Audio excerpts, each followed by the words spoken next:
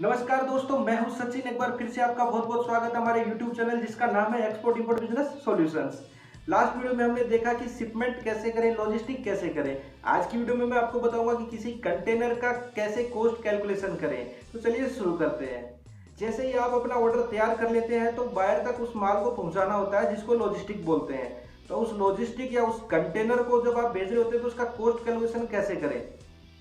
इसके लिए आपको सबसे पहले किसी सीएचए को हायर करना होता है जो कि आपका गुड्स या आपका जो माल है उसकी क्वांटिटी और वॉल्यूम चेक करके आपको कंप्लीट आपको एस्टीमेट बता देता है कि आपका ये वॉल्यूम का इतना पैसा लगेगा।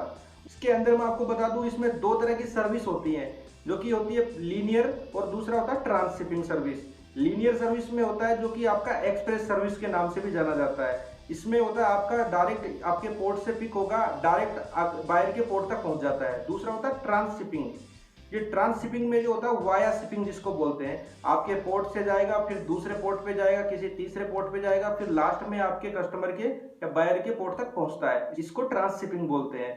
ऑब्वियस सी बात है, इसमें लीनियर जो शिपिंग है, जो एक्सप्रेस शिपिंग है, उसका जो चार्ज वो हमेशा ज्यादा रहेगा, उसका फ्रेट ज्यादा रहेगा और आपका ट्रांसशिपिंग का चार्जेस थोड़े कम रहते हैं। किसी भी कंटेनर को भेजने के रेट हमेशा एक जैसे नहीं रहते हैं, ये हमेशा डिपेंड करता है डिमांड और सप्लाई के ऊपर।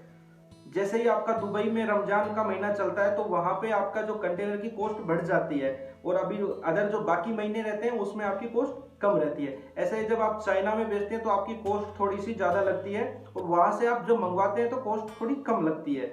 कंटेनर को भेजने का जो एस्टिमेटेड टाइम रहता है वो किसी में 15 दिन रहता है, किसी में 20 दिन। बाकी डिस्टेंस के अकॉर्डिंग ये डिपेंड करता है। जब भी आप अपने शिपमेंट को भेजने के लिए किसी सीएचए की मदद लेते हैं तो आपको भी थोड़ा बहुत कैलकुलेशन का आइडिया होना चाहिए कि आपके सीएचए ने जो कैलकुलेशन दिया, जो एस्टिमेट दिया, वो सही है या कुछ ज्यादा है। तो आप इसके अंदर बार्गेनिंग भी कर सकते हैं क्योंकि आपको पता है कि बार्गेनिंग हर कहीं अलाउ होती है। इसमें भी आप बार्गेनिंग कर सकते हैं। 2-3 सीएचए से, 2-3 शिपिंग एजेंट से आप रेट ले सकते हैं। तो चलिए मैं आपको बताता हूँ कि पूरा कॉस्ट कैलकुलेशन आप कैसे कर सकते हैं। सबसे पहले जब आपका गुड्स होता है, आपका माल होता है, वो आपके वेयर हाउस से पिक होके आपके ट्रक में लोड होता है, तो आपके जो ट्रक में लोडिंग का चार्ज है वहां से ऐड करते हुए आपका ट्रांसपोर्टेशन का चार्ज जो आपके पोर्ट तक पहुंचता है, आपके नियर बाई पोर्ट तक पहुंचता है, वहां पे आपके कस्टम क्लियरेंस चार्जेस होते हैं। वहां पे आपके कस्टम क्लियरेंस चार्जेस जो सीएचए लेता है वो अलग होते हैं। उसके बाद आपका जो माल होता है, जो गुड्स होता है, उसका इंश्योरेंस होता है, उसमें जो डॉक्यूमेंट्स लगते हैं उसका अलग से चार्ज होता है।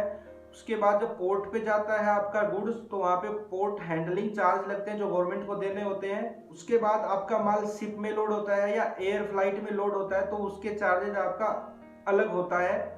अगर इन केस आपकी फ्लाइट या आपका शिप लेट है तो आपका जो माल है वो वहां पे जो सीएचए के वेयर हाउस में रखना पड़ता है, तो उसकी कॉस्ट भी आपको कभी कभी अलग से ऐड करनी पड़ती है।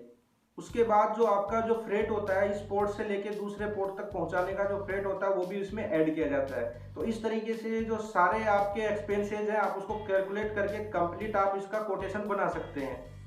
आशा करता हूँ मेरे द्वारा दी गई जानकारी आपको अच्छे से समझ में आ गई होगी। अगर फिर भी कोई क्वेरी रह जाती है तो आप हमें नीचे दिए गए कमेंट बॉक्स में पूछ सकते हैं।